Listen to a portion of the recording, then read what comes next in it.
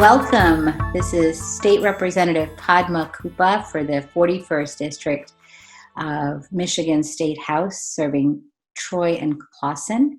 I'm here today with our next episode of Faith and Politics, discussing policy that puts people first with one of my very good friends and mentors and interfaith colleagues, Reverend Bob Cornwall. Bob is a pastor for Central Woodward Christian Church here in Troy, an author, a writer like me, and wears many other hats. Welcome to Faith and Politics, Bob. Thank you so much for joining me. Thank you, Padma, and thanks for the invite to share conversation about things that both of us care a lot about.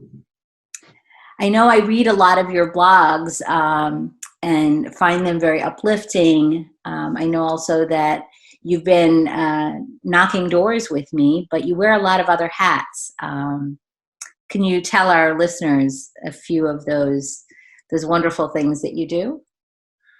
Well, besides spending a lot of time writing and serving as the pastor of a congregation, I serve as a chaplain for the Troy Police Department. I've been the convener for the Troy Area Interfaith Group, a group that Padma helped found. I'm on the board of the Christian Unity and Interfaith Ministry, our national Disciples of Christ agency that works on interfaith and ecumenical activities. And now I'm serving as the co-chair of the bilateral dialogue between the disciples and the Evangelical Lutheran Church of America. So that's kind of my newest thing I'm engaged in. So a wide variety of things keeps me busy.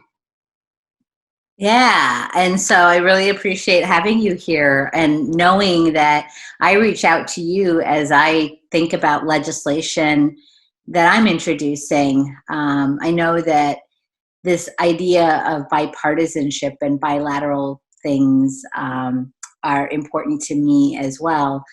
And several of these are guided by my desire to help those in need.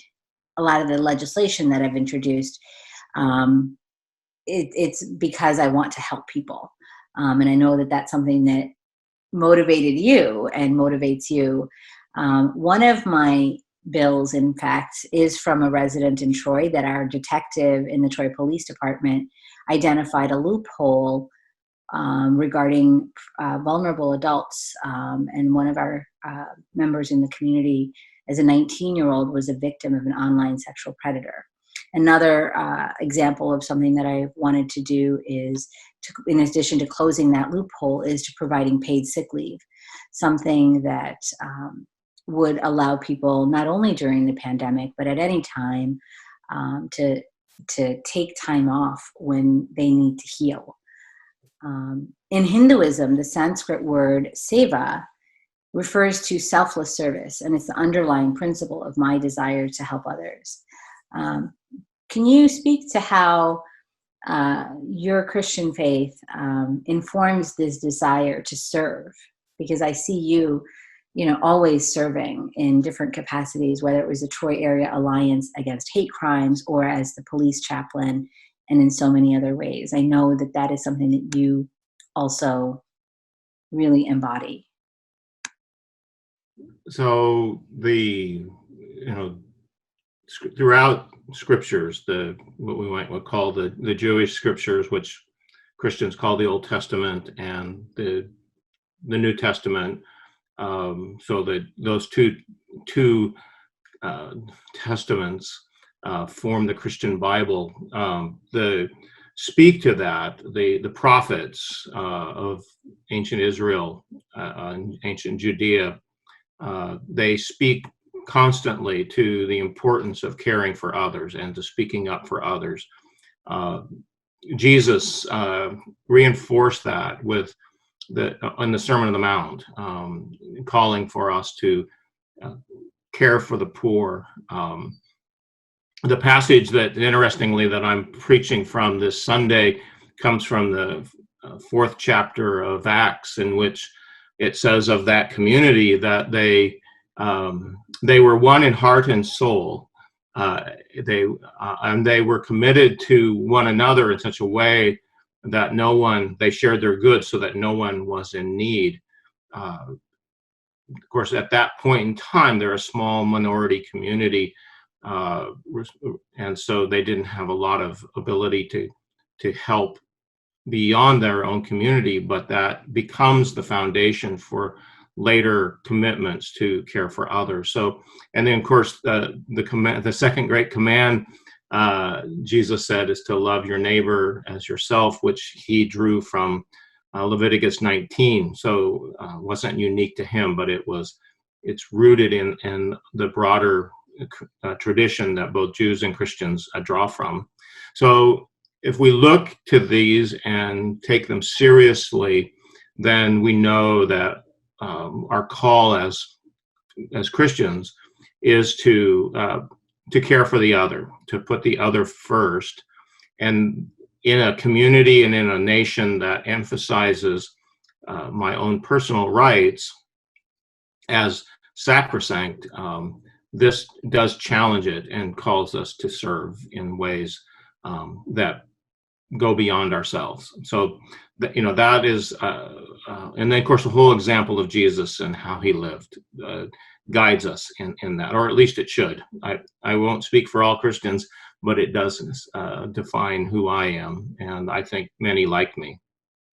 Yeah, no, I appreciate my faith in my neighbor is always, my love for my neighbor is always deepened through conversations with neighbors who are easy to love and who share these values. One of the things that you just said, love thy neighbor as thyself. That's a phrase that we use often. It's actually, as you remember, it was one of the reasons that I decided to run for office in 2017 when I was taking the Gospel of Mark class at Ecumenical Theological Seminary.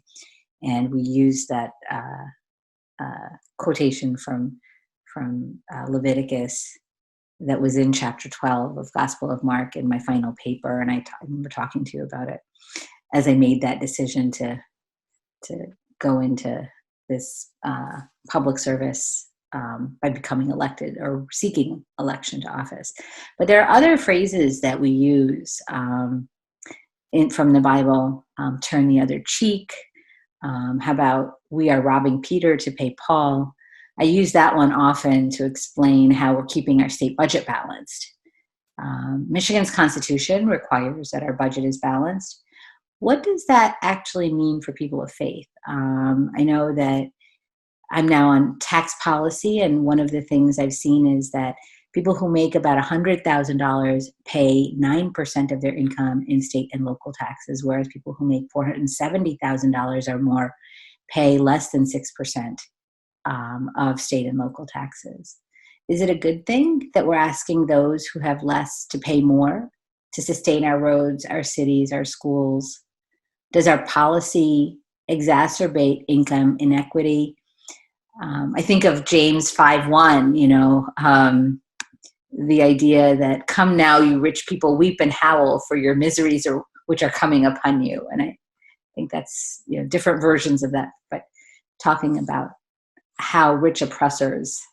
Can you speak to that at all? I mean, I know it's something, again, that we share a value.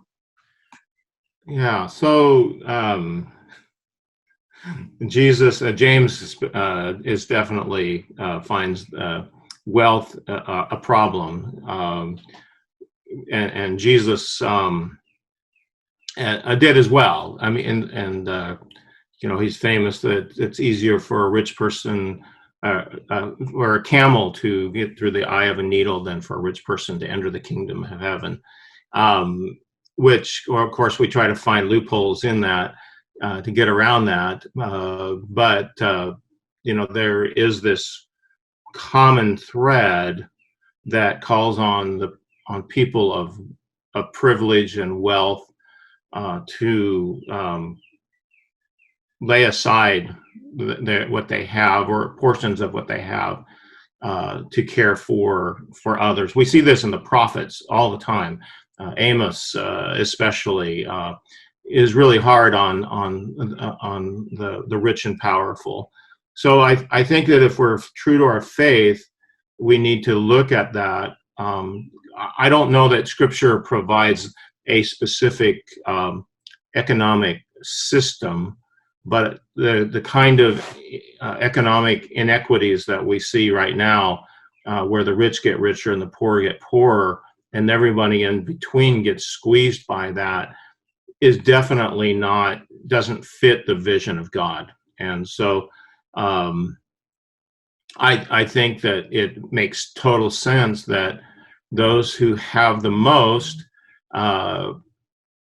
pay more in their taxes, so that the goods and services that benefit us all can be experienced. And so just simply going back to that sense of loving our neighbor, the passage there in Acts 4,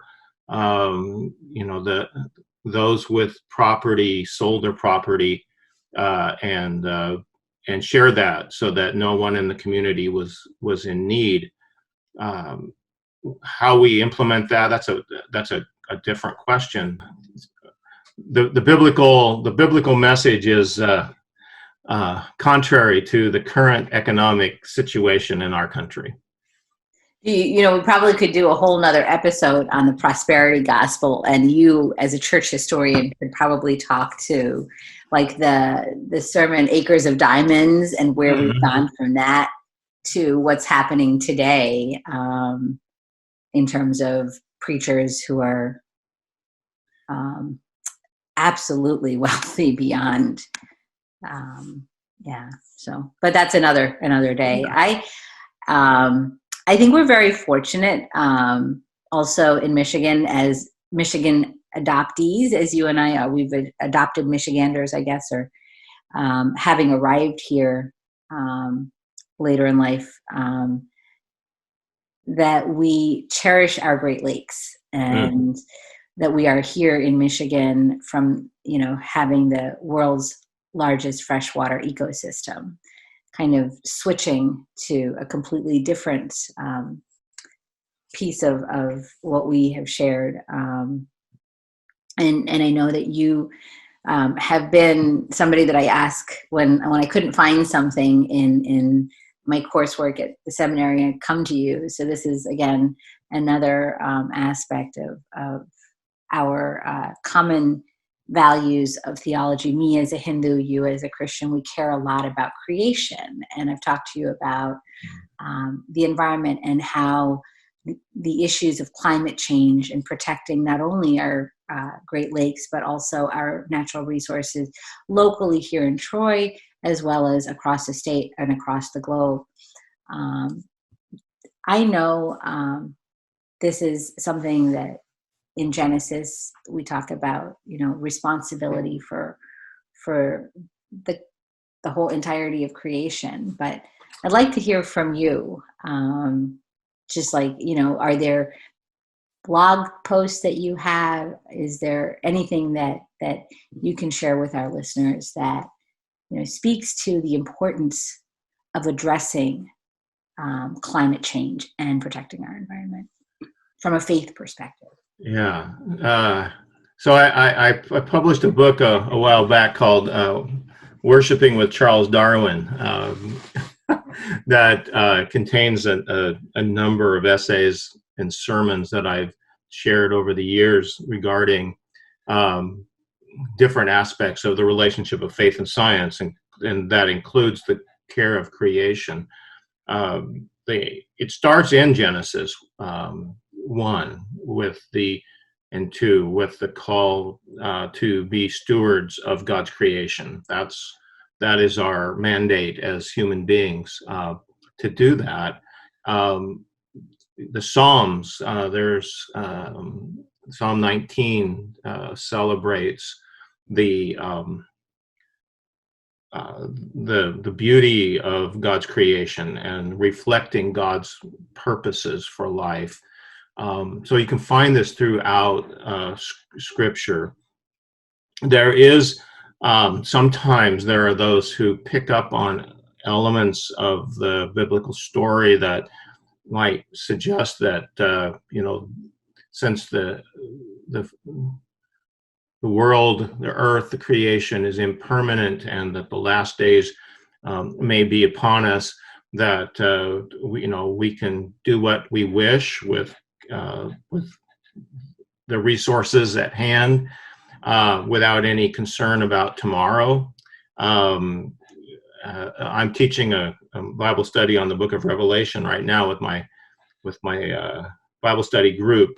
And sometimes we look to things like that as suggesting that we don't have to worry about tomorrow because Jesus is going to return any time now. But I find that problematic, in part because Revelation is 2,000 years old. So Jesus has not returned yet. So the promise of last days, and so use up what you have, simply doesn't work. But if we hold true to the commitment to care for, to be stewards of creation, then we should always watch out for caring for that. And we are blessed with the Great Lakes.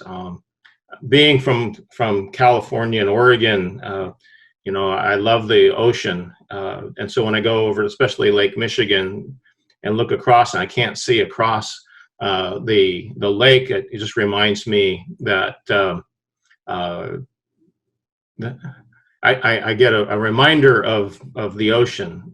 So it may not be salty there over in Lake Michigan, but it is a blessing and it's beautiful, and so it should call out the glories of God when we look at something like the lakes, and that means that we take care of them. Yeah, the Hindu concept of an individual is like a droplet of water, and reuniting with God, which is the ultimate purpose, is reuniting into the ocean, right? And so bodies of water. I grew up on Long Island Sound, on the East Coast, and in Stony Brook and in New York, and so yeah, I feel the same sense of the vastness of creation and the sense of responsibility from that perspective. Mm-hmm. But also I appreciate, like you, that these waters are salt-free and shark-free. This is the beauty of the Great Lakes, and it's amazing that here we are from either coast coming into the middle and appreciating what we have, the bounty that is here, and wanting to ensure that for others. Thank you so much for joining me. Do you have any closing thoughts? You've seen me initially as an interfaith leader and a woman of faith committed to her Hindu temple here in Troy, as well as to the broader Hindu connections I have, and the Hindu voice that I had as a blogger. Do you have any additional thoughts and advice, not only for me, but for those who are listening to faith and politics, as I'm now in this completely different arena? So sometimes we talk about, or we use the idea of separation of church and state as an excuse not to turn to our faith as a guide to our participation in society, or people just simply say, church and state are separate, therefore you shouldn't turn to your faith as a guide. But the reality is, if faith is central to who we are, you as a leader in the legislature, our representative, you ought to draw upon your faith and ask the question, what is it about my faith that inspires me to care for others? Me as a voter, I need to ask the question, what does my faith say to the way in which um, my country or my community ought to act and behave? I wrote a book on the Lord's Prayer, which is central to our faith tradition, in which I titled Ultimate Allegiance. And I suggested in that book that the Lord's Prayer serves as, in a sense, a pledge of allegiance to God, and which tells me, and I believe that you draw the same conclusion from your Hindu background, is that we have a larger commitment beyond nation and community to the whole of God's creation. And so the idea of America first that we heard recently, and oftentimes, unfortunately, shared from pulpits, is idolatry. To say that America first is to say that God's creation is not first. And therefore, my encouragement to you is the same that I draw from myself, and that is that our faith tells us that we have a larger commitment to God and to God's creation that extends beyond local community, beyond nation, to the whole of creation. And so what happens here in Michigan affects what happens elsewhere, and what happens elsewhere affects what happens in Michigan. So I think that we need to remain true to our ultimate allegiance, and that will guide us in the way we should act in our political realm. Thank you so much, Bob. That's really kind of where the idea of this podcast came from. Not that the separation of church and state is something that I do, I appreciate so much, that this is a country that's rooted in the freedom of religion, but it also, your words serve as a reminder that, we have people of so many faiths and people of no faith, but we do have a common good that we're all fighting for.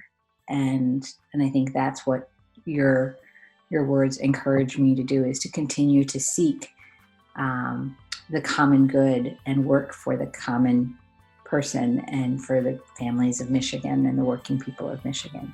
Thank you so much for joining me today on Faith and Politics, and thank you for listening.